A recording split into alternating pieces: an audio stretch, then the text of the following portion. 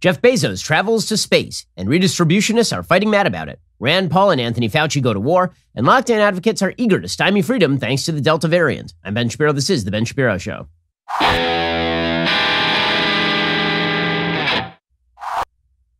Today's show is sponsored by ExpressVPN. Don't let big tech track what you do. Anonymize your web browsing at expressvpn.com/Ben. Speaking of which, the last thing you want is other people monitoring what you do. Let's say that you're a proud gun owner and you want to talk on social media about the right to bear arms. Well, chances are that your post will probably be flagged by a content moderator, and that could end up being funneled over to the government. To fight back against having your voice censored by both big tech and big government, I recommend ExpressVPN. See, the problem with big tech, not only do they attempt to censor you, they also track what you do online, what you're searching for, the videos you watch, everything you click. They can then match your activity to your true identity using your device's unique IP address. When I use ExpressVPN, they can't see my IP address at all. My identity is anonymized by a secure VPN server. Plus, ExpressVPN encrypts 100% of my internet data for protection from hackers and eavesdroppers. ExpressVPN is by far the best VPN I have tried. It is the #1 VPN as rated by CNET and Wired and countless other tech publications. What I love most about ExpressVPN, it couldn't be easier to use. The app has one button, you tap it, and now you are protected. It is indeed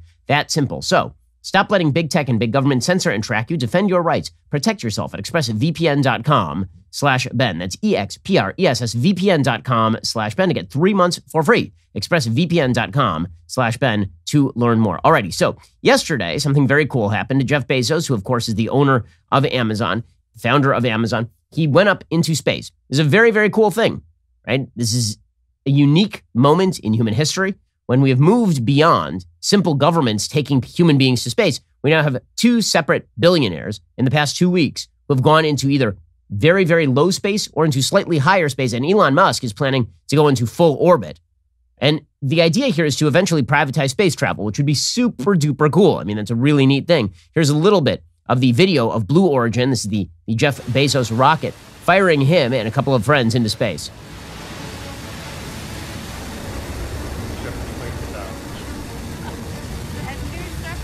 Okay, you can see the Dr. Evil style phallic rocket flying directly up into space. It would have been good aesthetically if they had, made some changes, but there it is. It's flying into space, and that is pretty cool. I mean, that is a human being who has, a lot of money at stake as well as his life going into space as a civilian. And the idea here is going to be to lower the price of space travel down dramatically. And that actually is what is likely to happen here. According to Reason.com, there's every reason to believe the democratization of space travel is upon us. Bezos, Branson, Elon Musk have already delivered on that promise in other sectors, unless the government manages to screw things up. Following the pattern of commercial air travel in the 20th century, a novelty for billionaires today may well be accessible to the ordinary rich and then to the middle class soon enough. Also, the billionaires say they are taking a long-term view. One day, the capacity to get off the planet cheaply and at scale could be humanity's salvation. But it's not just what they want or what they envision that matters. We'll figure out as the market evolves exactly what is important about all of this. I know that people from SpaceX are openly talking about the idea of building a moon base to mine the moon for resources by the end of the decade, which is really super cool stuff. By the way, they've already driven down the cost of getting a kilogram into low Earth orbit by 44-fold because they're building a competitive industry where companies are actually competing to lower the cost on getting things into space. And that does matter for even things as convenient as your cell phone coverage, satellite coverage. If you can get satellites into space more cheaply, this is going to bring down prices for a lot of technologies here on Earth. One thing that Bezos was suggesting was the ability to essentially fire pollution off Earth, right? If there's heavy industries that produce, for example, nuclear waste and you have no place to put that, could you actually just throw that off into space? It doesn't really matter, in other words, who gets to space first. What does matter is that we are creating a very cool competitive industry here, and we are doing it with private dollars, which really does matter. Now, this doesn't mean that the left isn't mad about all this. The left is super mad about all of this. Because according to the left, all wealth is collectively owned. So you have Bernie Sanders, for example, tweeting out about this.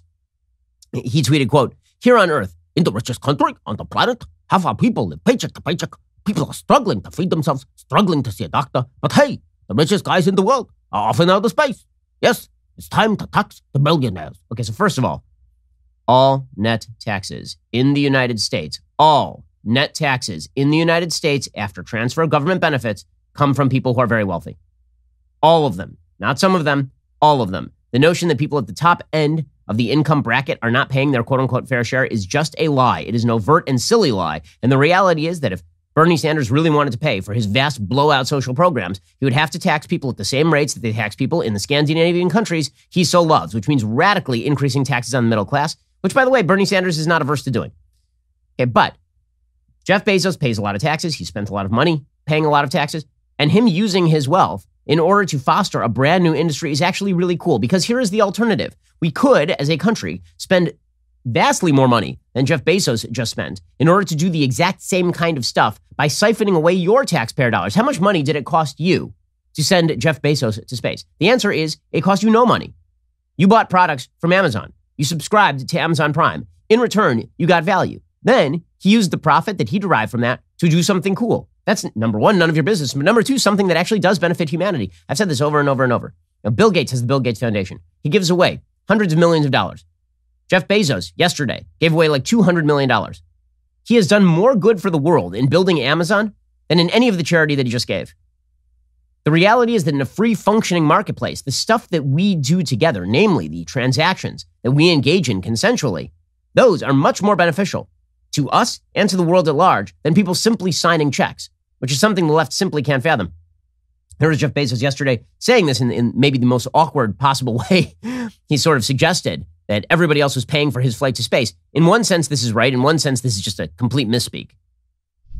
I want to thank every Amazon employee and every Amazon customer, because you guys paid for all of this. So seriously, for every Amazon customer out there and every Amazon employee, thank you from the bottom of my heart very much. It's very appreciated. Okay, in reality, did they actually pay for him to go to space? Only in the sense that when you buy something at the grocery store, you paid for the grocery store owner's car. Right? They didn't pay for him to go to space. It wasn't like he just seized their cash and then used it to go to space. Right? He actually paid them a salary. The money from the Amazon employees only came from the extra productivity that they create because he is taking the risk of paying them, right? Okay, but because people don't understand economics, this means that for some odd reason, they have a tendency to trust the federal government when they should not. The reality is that we should be trusting private industry to do all the things that make life better, because historically, it is private industry that has made life better, not really government. Governments have existed since time immemorial. Governments all over planet Earth have existed forever. The question is not whether government exists or whether government decides to throw bread at the people as they did in ancient Rome. The question is really whether there are industries that develop an economy strong enough to actually make products and services that are better. One of the great ironies of people like Bernie Sanders complaining about very rich people spending their money to go to space is that Bernie Sanders is very much in favor of the fact that the federal government has now seized and siphoned away $22 trillion in wealth over the course of the last 50 years in order to reduce the poverty rate in the United States by about zero. That doesn't bother him at all because, of course, it is the high-minded use of the money that Bernie Sanders cares about. More importantly, it's people like Bernie Sanders controlling the flow of the money that Bernie Sanders cares about. But the ancillary benefits of market transactions that make the world better, that's the stuff we should be focusing on. We should want more of this, not less of this. If you ever want to be able to travel to space, it ain't going to be because the federal government makes that possible. It is truly incredible that the same people who are complaining about Richard Branson and Jeff Bezos spending their own money to go to space and Elon Musk building a space industry, those same people are like, you know what we should do technologically? If I had your money, you know what I'd do? I'd build a high-speed rail. Monorail. Okay, so who do I trust? The monorail gang over here? The people who love Amtrak and just want to spend more money on higher speed Amtrak because we must have high-speed rail, a full-on 19th century technology, from 250 years ago? Or should we, maybe focus in on the new technologies and, more importantly, allow people to spend their own private wealth on that? I mean, it's the coolest thing ever. It is excellent that private industry has decided to advance science and advance the possibilities of humankind this way, and that you don't have to pay for it. That's pretty damned awesome. Again, people who value government over private industry simply don't understand either government or private industry. We'll get to more of this in just 1 second. First, let's talk about your sleep quality. So if you want a good sleep at night, it is not just your mattress. It's not just the temperature in your room. It is your sheet quality. So I know that you probably just went down to your local store and you picked up whatever is the highest thread count. Very bad way of shopping for sheets. The reality is what you need are Boll and Branch sheets. Experience uncompromising comfort with the best-selling 100% organic cotton signature hemmed sheets.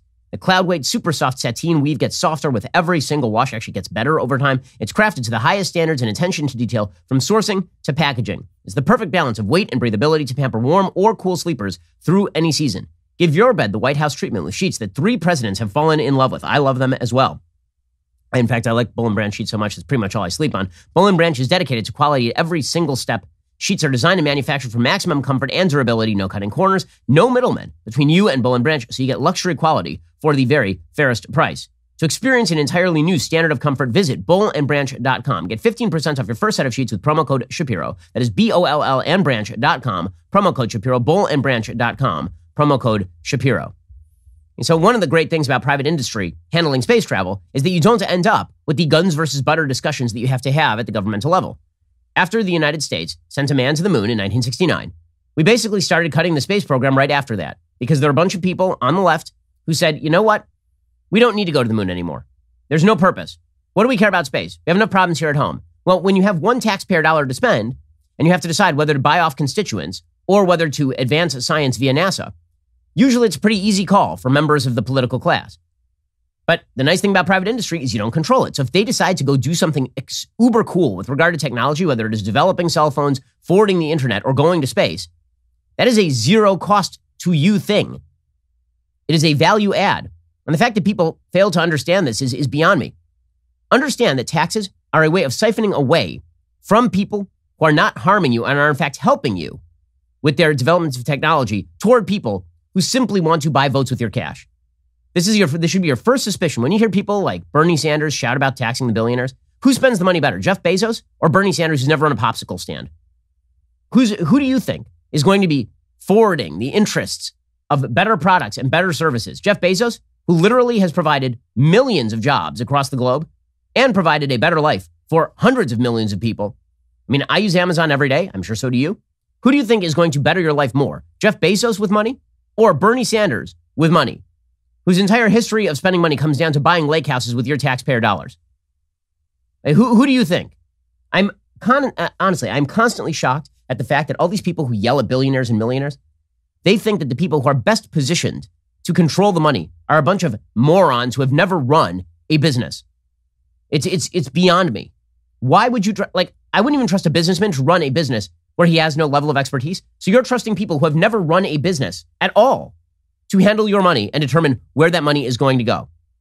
When you siphon money away from the private sector and into the public sector, it becomes less efficient. When you take money away from people who are entrepreneurial and you put it in the hands of people whose sole job it is to buy off constituents and to create particular dependent classes, the money is just gone.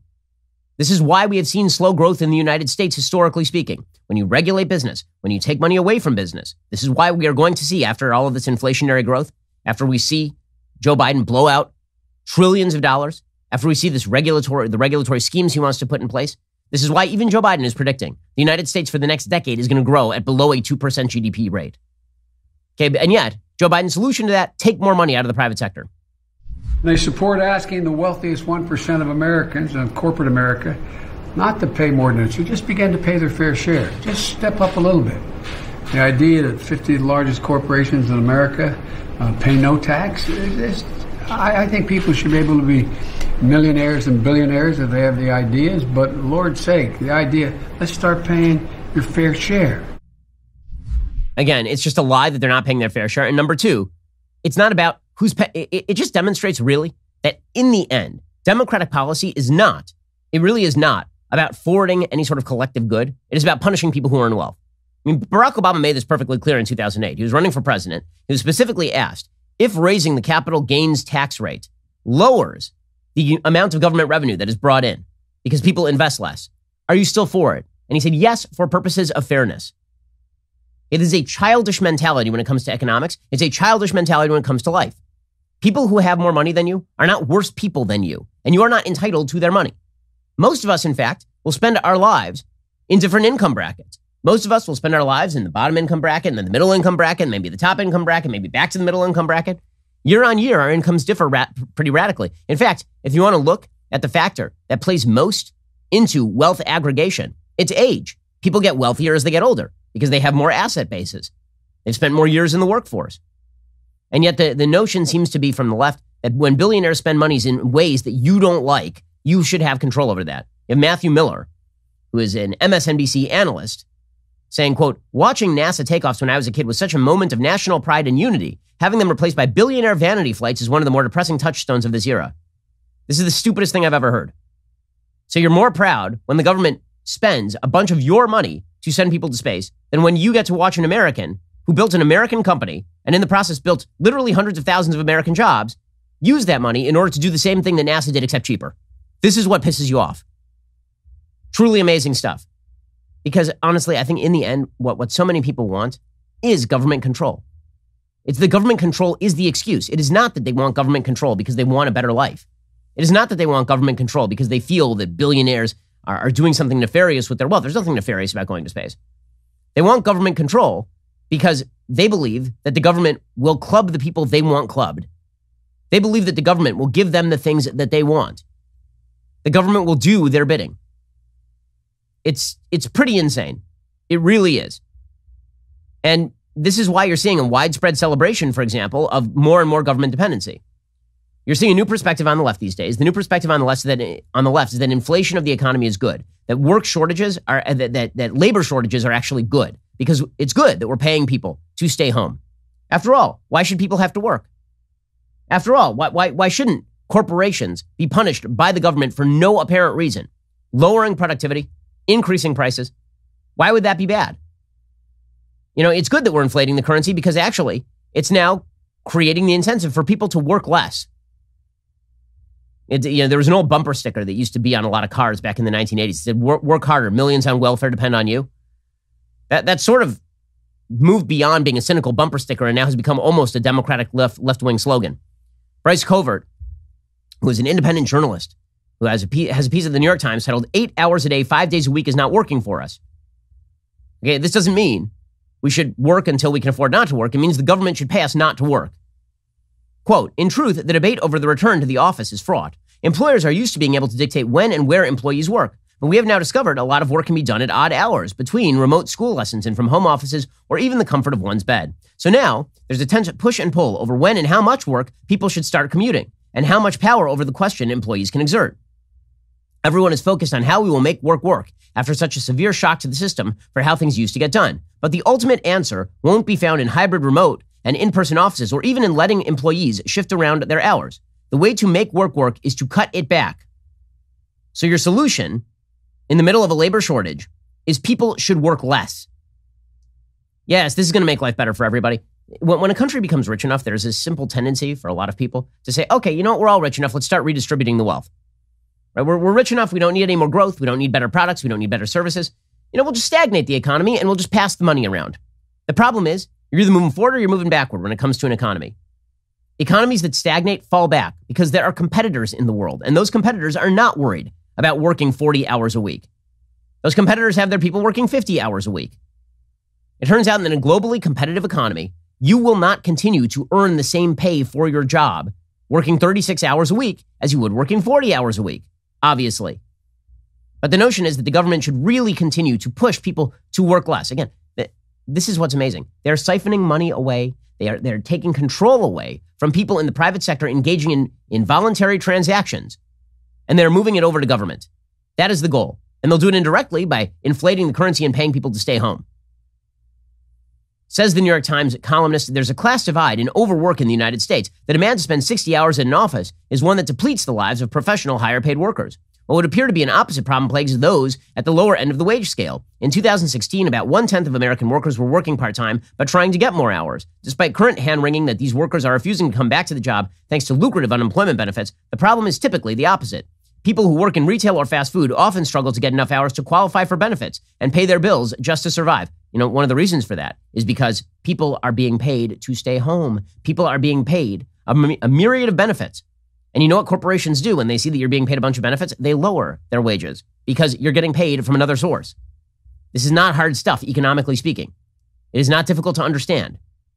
If everyone worked less, says this New York Times columnist, it would be easier to spread the work out evenly to more people.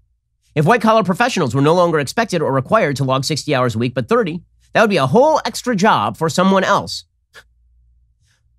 No, it wouldn't. Because you know why that company can afford to pay other workers? Because somebody's working 60 hours a week and generating productivity. Also, jobs are not fungible. Some people are better at them and some people are worse at them. But this is what happens when you have bureaucratically minded idiots attempting to determine who should work and who should not. And the predictable end result of that is that you have less efficiency in the economy, less cool stuff. Really, people need to understand, here's the way the basic economics works. People who create new innovation, people who take risks, people who spend their own money taking those risks to produce new goods and services in ways people have not thought of it before, those are the people who forward economies. If it were up to government, all you would get is slightly better versions, maybe, over time, of an old crappy mousetrap. Now, Henry Ford famously said that if it had been up to other people, most people, when he really invented mass production of automobiles in the United States, he said, the difference between what I did and what a lot of other people did is if it had been up to other people, they would produce a more efficient horse and buggy. It takes a difference in kind. It takes a different kind of mind to invent things. We used to have respect for inventors. We used to think that what they were doing was actually amazing and cool.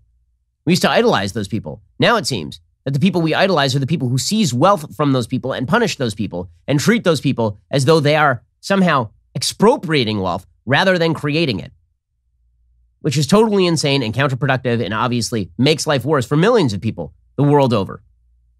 So, frankly, I think we should be celebrating the fact that Jeff Bezos went to space yesterday. I think we should be celebrating the fact that Richard Branson went to space. I'd love to fly to space at some point, and the only way that's going to happen is not by some government program. The only way that's going to happen is if these three people continue to compete at high levels and continue to bring the price down on this sort of stuff. That's when you're going to have the opportunity to fly to space, which, by the way, could actually wildly reduce the time that you have to travel, for example, across the planet. It could wildly reduce the prices that you have on other products. Space is a resource. The fact that Americans are typically leading that resource race is a very, very good thing. And the fact that you don't have to spend money on it is an unabashedly good thing. So I'm if you couldn't tell, I'm pretty enthusiastic about all of this. And I think that everyone should be enthusiastic as well. It's a story of American exceptionalism, that we are able to produce so much wealth in this country via products and services that people voluntarily want to buy, that somebody can then take that and then do something as cool as going to space and reopening an entire industry that was basically moribund for the last couple of decades. Pretty impressive stuff. So, yesterday, there was this big exchange between Rand Paul and Anthony Fauci.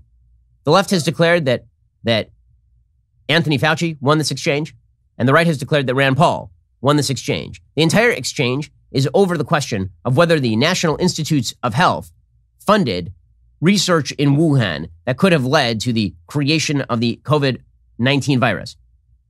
It is unclear at this point whether that is true or not. What is true is that the United States, via the NIH, funded a place called EcoHealth Alliance, which then gave a grant to the Wuhan Institute of Virology. They were supposed to pledge not to engage in gain-of-function research. But the question is, what is gain-of-function research? So there are a couple of different definitions of gain-of-function research that have been utilized. One particular definition suggests that gain-of-function research is a gain-of-function within viruses that already apply to humans. Another definition of gain-of-function research is a gain-of-function for an animal virus that now is made transmissible to humans. That's what this really comes down to, is a little bit of semantic wordplay here. Now, we still don't know that this came from a lab leak, right? It is very likely at this point that it came from a lab leak, but we still don't know. And we don't know exactly how that virus was developed. So a lot of this is speculative. However, it is certainly worth questioning whether the United States scientific community should have been paying the Wuhan Institute of Virology at all, considering that we have no way of actually seeing what it is that they are doing. So here's Rand Paul and Anthony Fauci going at it yesterday. Dr. Fauci, as you are aware, it is a crime to lie to Congress. Section 1001 of the U.S. Criminal Code creates a felony and a 5-year penalty for lying to Congress. On your last trip to our committee on May 11th, you stated that the NIH has not ever and does not now fund gain-of-function research in the Wuhan Institute of Virology. And yet, gain-of-function research was done entirely in the Wuhan Institute by Dr. Shi and was funded by the NIH. I'd like to ask unanimous consent to insert into the record the Wuhan virology paper entitled Discovery of a Rich Gene Pool of Bat SARS-Related Coronaviruses. Please deliver a copy of the journal article to Dr. Fauci. In this paper, Dr. Shi credits the NIH and lists the actual number of the grant that she was given by the NIH. In this paper, she took 2 bat coronavirus genes, spike genes and combined them with a SARS-related backbone to create new viruses that are not found in nature. These lab-created viruses were then shown to replicate in humans.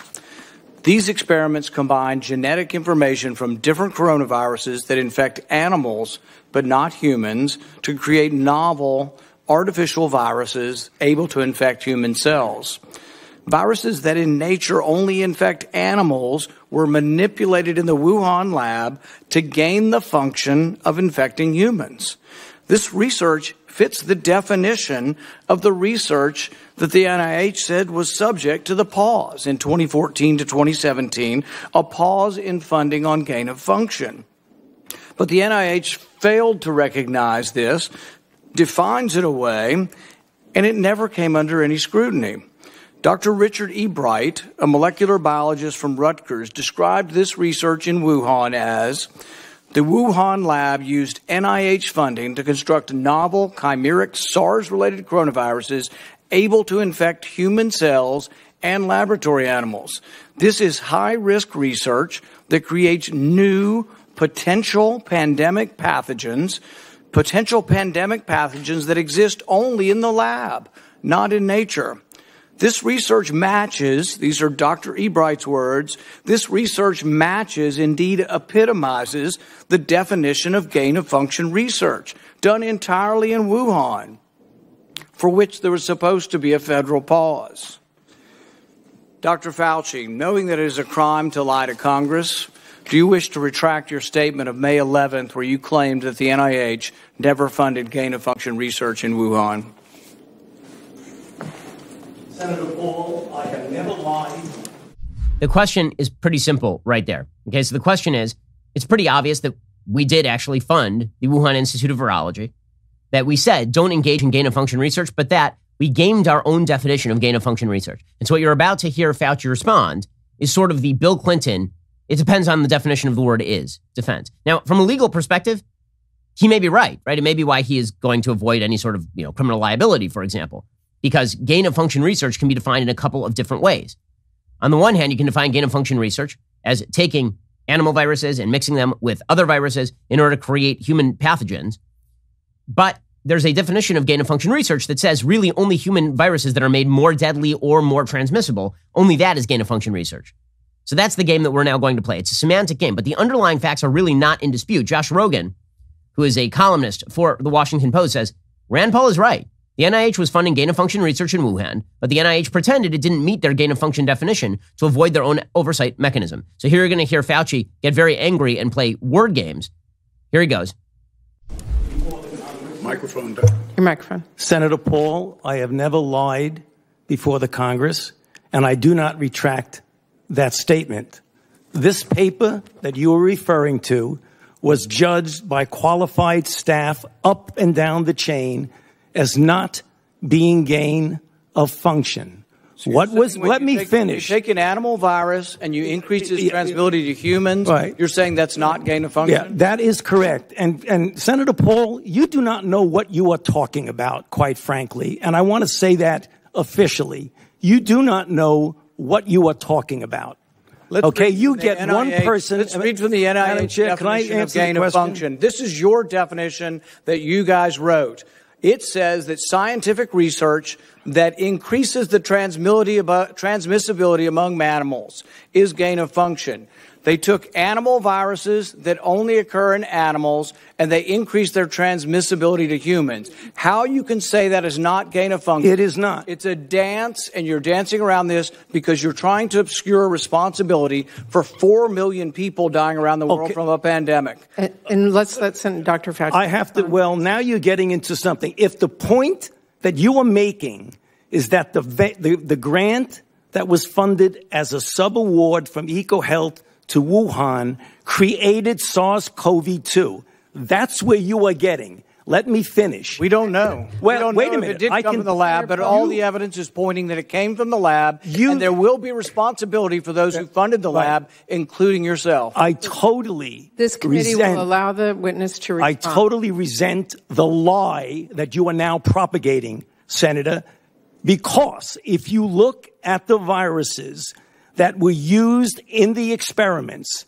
that were given in the annual reports that were published in the literature, it is molecularly impossible. No one's saying those viruses caused it. No one is molecularly. Those viruses caused the pandemic. What we're alleging is that gain-of-function research was going on in that lab, and NIH funded it. That is you can't not get away from it. It meets your definition, and you are obfuscating the truth. I'm not obfuscating the truth. Senator You're the Paul's one. Time is expired, but I will allow the witness to. Let me just finish. I want everyone to understand that if you look at those viruses, and that's judged by qualified virologists and evolutionary biologists, those viruses are molecularly impossible to result in SARS-CoV-2. Cause the pandemic. We're saying they are gain-of-function viruses because they were animal viruses that became more transmissible in human, and you funded it. And you admit the truth. And you implying, Senator Paul, your time has expired, and I will allow witnesses who come before this committee to respond. And you are implying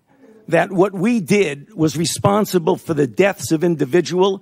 I totally resent that. And if anybody is lying here, Senator, it is you. Okay, so what are they actually fighting about? What they're actually fighting about is definitions and fungibility of money. So what is gain-of-function research? Rand Paul is saying gain-of-function research is you take an animal virus, you make it transmissible to humans, that's gain-of-function. Fauci is saying, legally speaking, really it's only if you take a human virus and make it more transmissible or more deadly, that's gain-of-function. That's a stupid semantic game. What we care about is whether the United States was in fact funding development of viruses from animals to humans that could have been transmissible and deadly to other humans, right? Whether you call that gain of function, whether you don't call that gain of function, that is a bad thing for the United States to be doing, especially at an institute where there had been repeated reports of lab leaks, at an institute where the safety concerns were serious, and under the auspices of a government that is fascistic and communist in nature. Okay, that's question number one. Question number two is that the paper that Rand Paul is citing to talk about how they have been using animal viruses in order to make them transmissible to humans, that paper uses a specific subset of viruses that it's investigating. And Fauci is saying those viruses in that paper are not COVID-19. The viruses in that paper are molecularly impossible to be COVID-19. And Paul is saying, I'm not saying that the ones in this paper are COVID-19. I am saying this type of research could have created COVID-19 and that could have leaked, and we shouldn't have been funding this institute in the first place. Paul has the better of this argument. He does. That doesn't mean that legal liability is going to be attaching to Anthony Fauci or that Anthony Fauci is guilty of some sort of perjury, because perjury requires an intent to lie, and it also requires that you be legally untrue. And that's arguable. And again, Fauci's sort of living in this gray space here. What it does mean is that the United States' complicity in working with the Wuhan Institute of Virology could create a significant level of moral culpability for the U.S. government. We should not be working with scientific institutions that run under the auspices of terroristic governments. And I'm sorry, the Chinese government is a terroristic government. It just took over Hong Kong and is currently arresting editorial members of Apple Daily right now. It is threatening Taiwan. It is threatening the globe in a wide variety of ways, ranging from internet surveillance to Belt and Road connections to funding of infiltrating groups in the West. You know, this is where Rand Paul is exactly right. And the fact that we aren't willing to look this in the face is pretty ugly. And what this really comes down to in the end is how we see China. And until the United States starts recognizing that China is an enemy, the Chinese government is an enemy, not the Chinese people. The Chinese people have been subjected to tyranny since the rise of Mao. The Chinese government is an enemy to the United States, and funding that enemy and interacting with the enemy of this governmental entity is an insane abdication of responsibility, and that is a bipartisan abdication of responsibility. It does not live in one party. Okay, meanwhile, the left continues to push a narrative that whatever happens with the rest of this pandemic is now on the right. We'll get to that in just one moment. First, how much equity do you have in your home? 50 grand, 100 grand, more? Cybercrime experts are alerting homeowners the more equity you have, the greater the chance foreign and domestic criminals will come after you. Home title theft is one of the fastest growing crimes. In fact, Home Title Lock, America's leader in home title protection, is alerting homeowners that could already be a victim and not know it. Here's how it goes down. First, cyber thieves search hundreds of public databases for high equity homes. Next, they pull your home's online title, forge your signature stating you sold your home, and take out loans using your equity. You're not covered by insurance, your bank, or common identity theft programs. You need to protect your most valuable assets. Why would you not protect your home title. I mean, that really is your most valuable asset. Protect your most valuable asset today. Register your address now. See if you're already a victim. Receive a complete title history of your home, a $100 value, free. Go to HomeTitleLock.com. Again, that is HomeTitleLock.com. It's something that you don't think about until it happens to you, and God forbid somebody's accessing all of the asset value of your home title against you. Don't let that happen. Instead, head on over to HomeTitleLock.com right now and register your address to see if you're already a victim. Get a complete title history of your home for free right now. Alrighty. When it comes to freedom, America is the world's last hope. With lockdown protests getting increasingly violent in London, citizens and business owners facing prison time for disobeying vaccine passport laws in France, it's becoming increasingly clear we have to fight to keep the last free country free. That means standing up to the Biden administration's new call for censorship across all platforms for misinformation. All of this perfectly illustrates what I predicted in my new book, The Authoritarian Moment. It's a really important book. It hits shelves this Tuesday, July 27th. There's a lot happening right now that I predicted. The perversion of science and the use of science as a baton against the American people. The perversion of the educational institutions via things like critical race theory. I talk about all of this in The Authoritarian Moment, how institution by institution, from your company to your kid's school, all of these institutions have been weaponized and militarized against people who dissent. And more importantly, how we stop all of this. Go to dailywire.com/Ben. Order your signed copy today at dailywire.com/Ben. I will be doing a live streamed book signing event next Tuesday, the 27th. Pre-order your signed copy now. When you do, you'll be asked to type in a question at checkout. Then catch Tuesday's live signing. See if I answer your question. Watch me sign your book. Get your copy at dailywire.com/Ben right now. Also, despite NPR's latest hit piece on Daily Wire, where they covered nothing but their own anger and our success as a news organization, the Daily Wire is still going strong. By the way, speaking of which, if you want a 25% discount off your subscription right now at Daily Wire, use code UMAD, like literally UMAD, because the NPR, they are so mad at us. They're mad at us that we exist and that we're successful. They literally wrote a piece trying to quash our traffic on Facebook because they admit we tell the truth and we tell you that we're conservative, and they said that's why we should be quashed. Well, the NPR smear campaign broke the same day we released our brand new podcast, Morning Wire. It is already ranked at the top of Apple charts. Our listeners know Morning Wire is a morning podcast that values their time and the truth. Brought to you by Daily Wire editor-in-chief John Bickley and co-host Georgia Howe, Morning Wire will wake you up with the latest developments in politics, sports, culture, and education, all with a heavy emphasis on the facts. It gives you everything you need to know that's going on in the world in like 15 minutes. It's available right now. Subscribe to Morning Wire on Apple Podcasts, Spotify, and everywhere you listen to podcasts so you don't miss a beat. If you like what you hear, leave a 5-star review. Help us keep delivering the news you need to know. You are listening to the largest, fastest growing conservative podcast and radio show in the nation.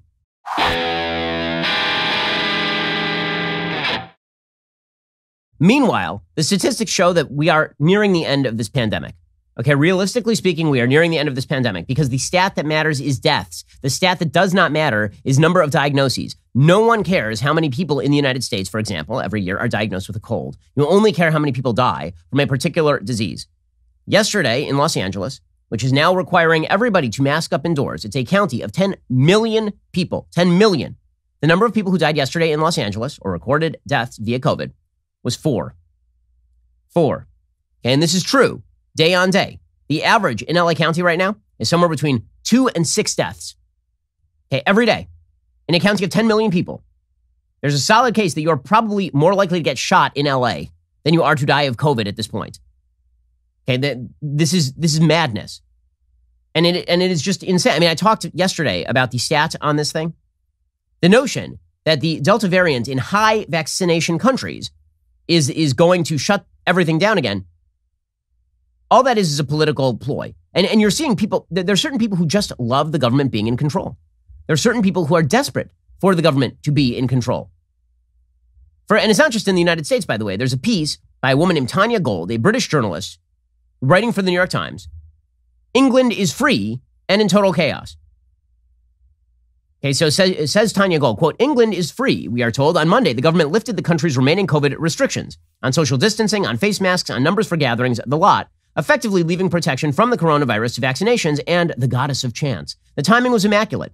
Over the previous week, 332,000 people tested positive for COVID, the most since January, as the Delta variant courses across the country. New COVID-19 cases are expected to rise, perhaps reaching the dizzying figure of 100,000 a day later in the summer.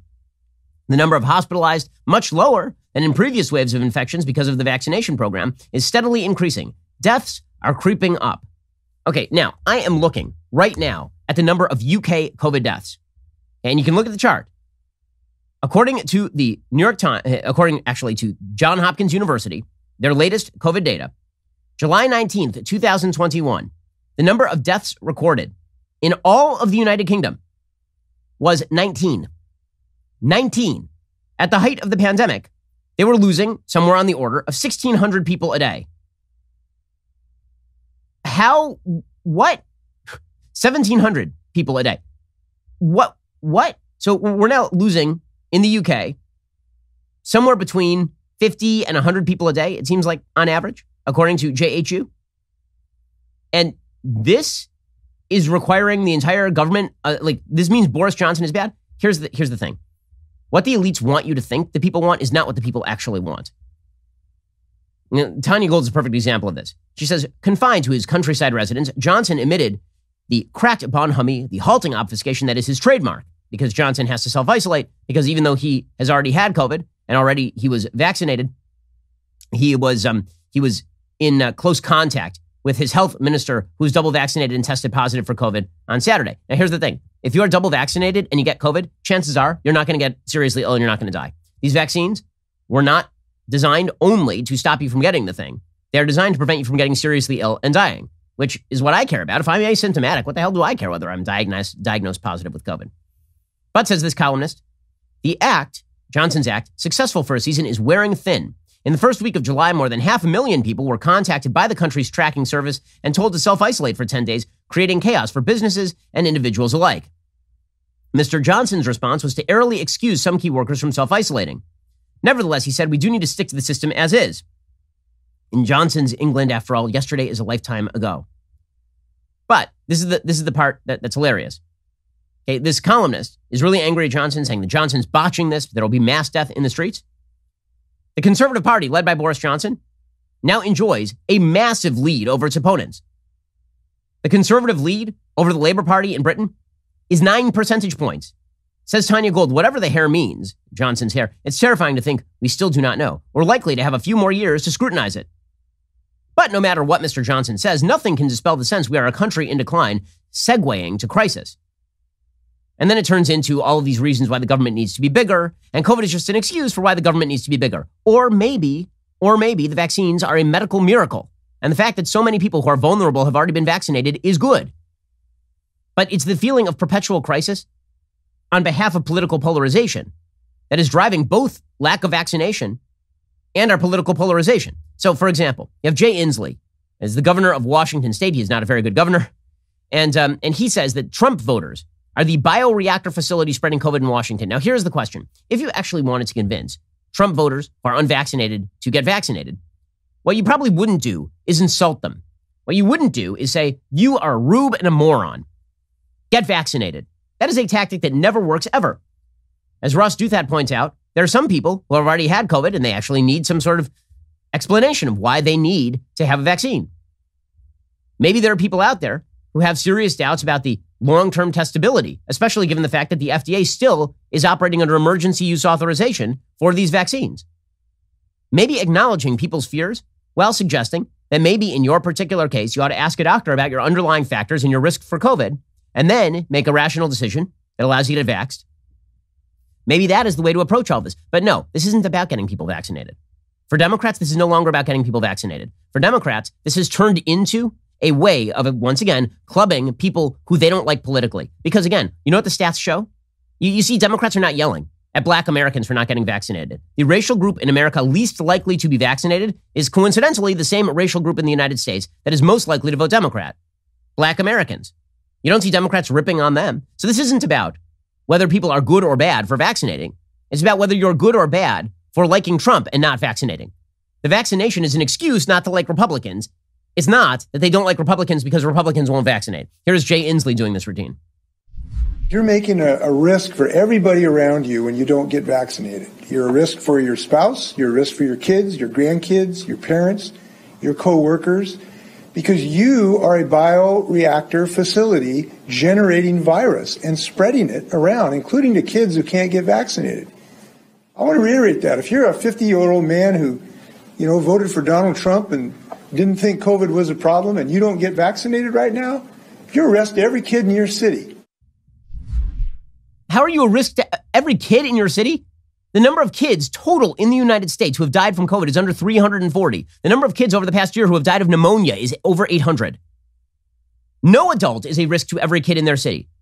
I don't care if you're spewing COVID. The reality is that kids are generally not harmed by the virus on a statistical level. Doesn't mean they can't be on an individual level, but on a statistical level, kids are very unlikely to suffer grave harm from the virus. Which, by the way, is the reason why only 45% of Democrats with kids under 12 intend to vaccinate them as soon as a vaccine is available. 45% of Democrats, because they're not that worried about the kids. Meanwhile, again, you can see the vast disconnect between how Democrats are treated with regard to spreading COVID and taking the vaccine and how Republicans are treated by the media. Here's Jen Psaki yesterday, who refuses to call the Texas delegation, which is now apparently infused with COVID, like everyone on that plane from Texas, the Texas Democrats who fled, they all got COVID apparently. Here's Jen Psaki saying that's not a super spreader event. It's only super spreader when Republicans do it. More than 10% of the traveling party with these Texas Democrats now claim to have a breakthrough case. Is there any concern that this trip that was intended to advocate for voting rights is now a super spreader event in Washington? Well, I would say that's not a characterization we're making from here. We certainly understand there will be breakthrough cases. Even vaccines that are incredibly effective are not foolproof. They're not 100% effective. We've seen that. Well, it's not a super spreader event unless they're Republicans. Is this likely to get more people vaccinated, or is this just a political tool for power and fun at this point? Pretty obvious. Alrighty, we'll be back here later today with an additional hour of content. In the meantime, go check out The Michael Knowles Show. Today, he discusses Twitter suspending Marjorie Taylor Greene. You can hear more details about that story over on Michael's show. That's available right now. I'm Ben Shapiro. This is The Ben Shapiro Show. The Ben Shapiro Show is produced by Elliot Feld. Executive producer, Jeremy Boring. Our supervising producer is Mathis Glover. Production manager, Pavel Wydowski. Associate producer, Bradford Carrington. Host producer, Justin Barber. The show is edited by Adam Sayevitz. Audio is mixed by Mike Coromina. Hair and makeup is by Fabiola Cristina. Production assistant, Jessica Kranz. The Ben Shapiro Show is a Daily Wire production. Copyright, Daily Wire 2021. Amazon founder Jeff Bezos goes to outer space. Texas Democrats spread the Wu flu on their private jet booze cruise. And a supermarket magnate warns of 10 to 14% increases in the cost of groceries by October. Check it out on The Michael Knowles Show.